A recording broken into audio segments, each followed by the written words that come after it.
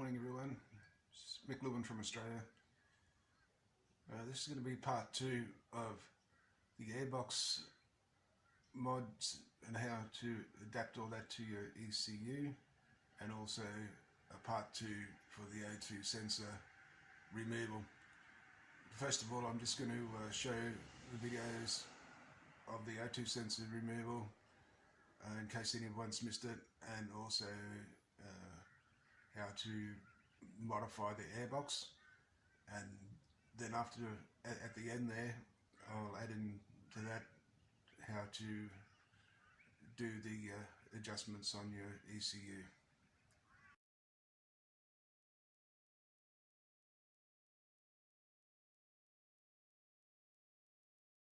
To remove your O2 sensors, you're going to want to listen off your horn there and just move it out of the way, and you'll see where the O2 sensors plug into the loom just in behind there. You're going to want to disconnect them from there and then unbolt them down the bottom here from there and there, both sides, 2 sensors, and then remove the whole O2 sensor from the motorcycle. Then you'll need 2 of these plugs to break off the holes in the exhaust. They're an M12 by 1.25mm with a copper washer, and you just want to screw those into the holes in the exhaust there where the O2 sensors were before. They're a 17mm wrench to take those off, and then once you've done that, you're going to want to do some work with your ECU. You need to plug in there and uncheck the O2 sensor box from the program, and then run the bike for a while. It's quite possible you'll get a check engine light the first time you've done it. So if you get that, turn your bike back off, plug into your ECU again and clear your fault codes, and then unplug your tune ECU, refire the bike, and then it should be good from there. You should get no more check engine lights.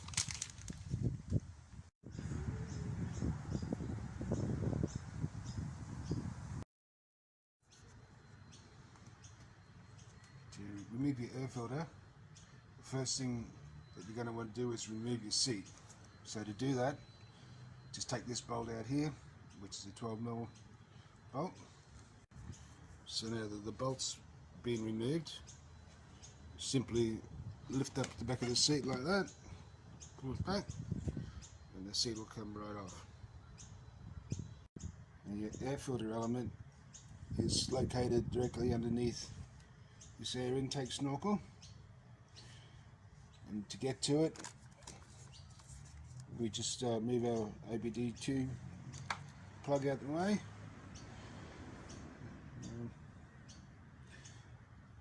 You're going to need to unbolt this sensor here, move the wire out the way,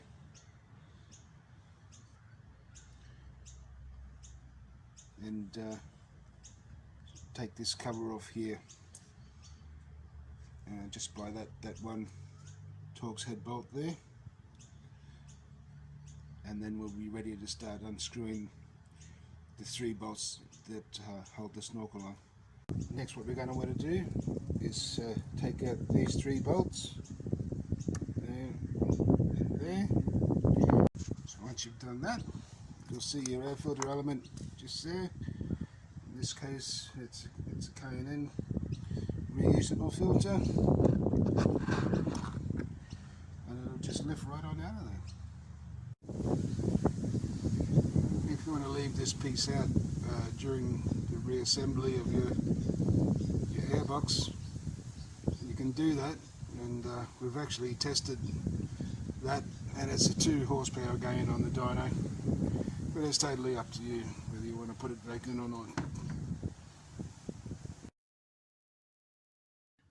Good morning everyone, it's Mick Lewin from Australia here.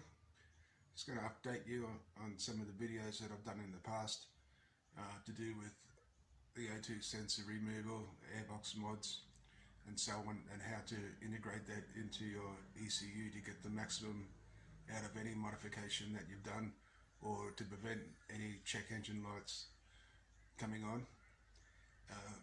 Firstly, what I want to mention before we get started is that it's a good idea to have your battery on a charger, the battery in your motorcycle on a charger, and also your laptop plugged into power supply, and to remove your fuses for your lights from the motorcycle, and just don't forget to put those back in once you're finished. So the first thing that you want to do is establish communication between your laptop and your ECU via means of an OBD2 cable. So once you've done that, and you open up your Tune ECU program,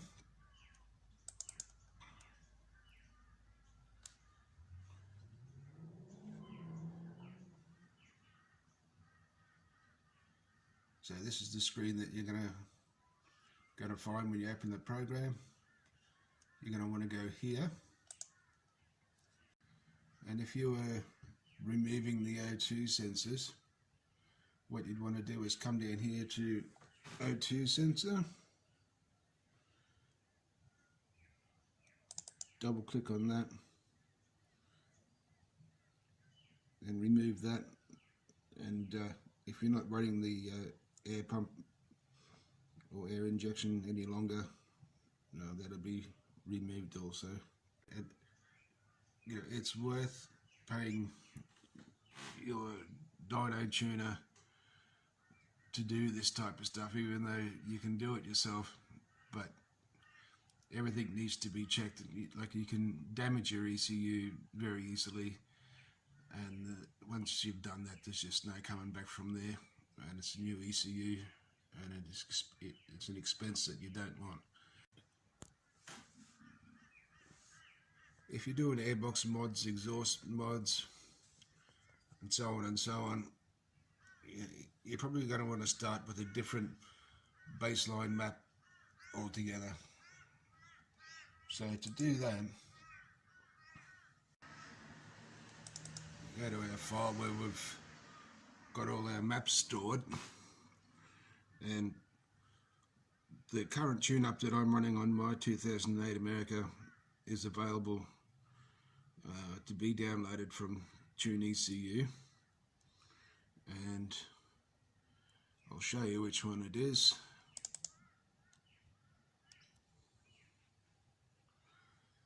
It's this one right here.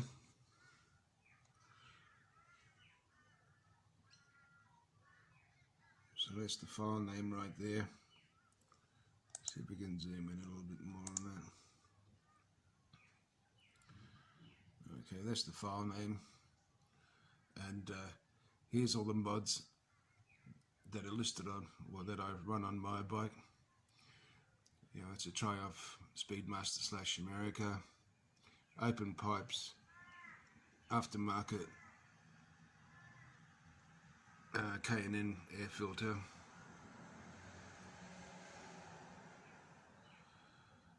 short / cut pipes, and airbox intake snorkel removed, O2 sensors disabled, and I even get a little bit of a mention at the bottom there, thanks Mick from Australia, which is pretty cool. So that's my tune up there, guys. You can download that, and what I'll do is I'll bring that up on Tune ECU now, so you can have a look at it.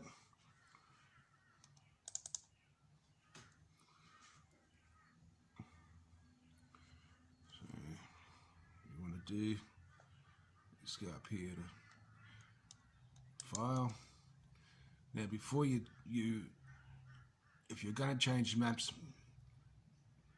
at all, while you've got your map there up on the screen, it's a good time to come down here and download that save map file.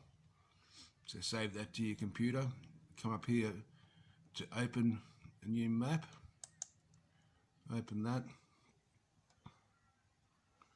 and then we find my map on here.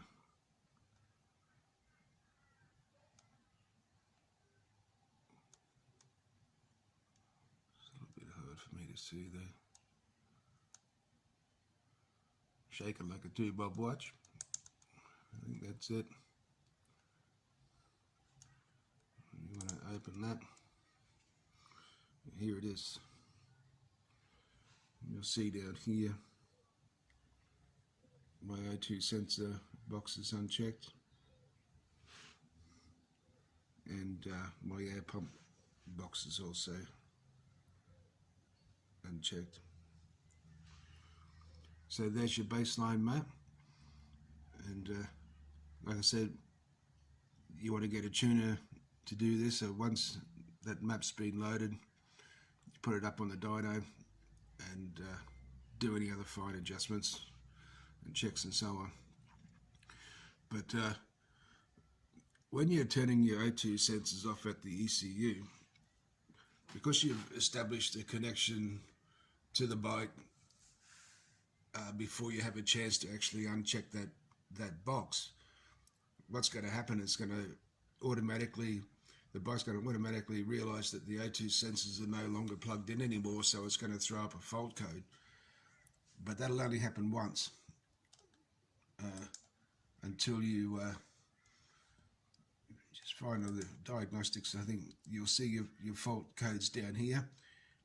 You just click on that and go clear fault codes. And so, as I mentioned in an earlier video, once you've done that once, then that's it. The fault codes won't come back for the O2 sensors, because the bike then realizes that it doesn't need to read those sensors any longer because the box is unchecked. My apologies, guys. The map that I just had open on the screen wasn't actually my map. It was a 44mm throttle body map, but you get the gist of what I'm talking about. But I'll just show you. Yeah, I've got the map up on the screen, so I'll just give you a quick look at it. So that's it there, guys.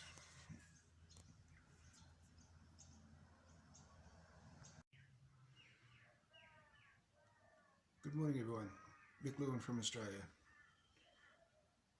Just wanted to share a video with you guys about the dyno testing I did on the 2008 America. The bike wouldn't idle anywhere below like 1500 to 2000 RPM without cutting out after a short period of time. There was a lot of backfiring and so on under deceleration. And when you were approaching traffic lights and so on, sometimes the bike would just cut out altogether. So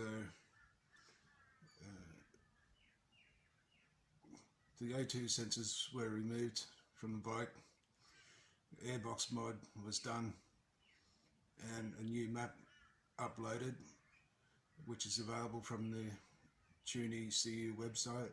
I'll show you which one it is, and it's the custom map that we uploaded to the site just the other day. The results, guys, are phenomenal. The bike idles right down low now. There's no stalling, no popping, no anything. So just a totally different bike. And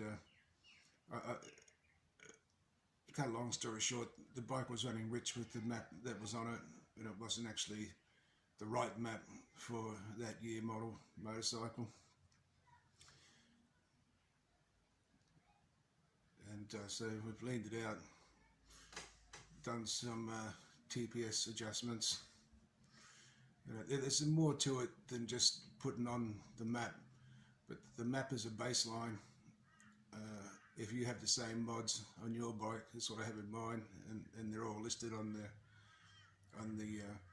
Dyno CU website.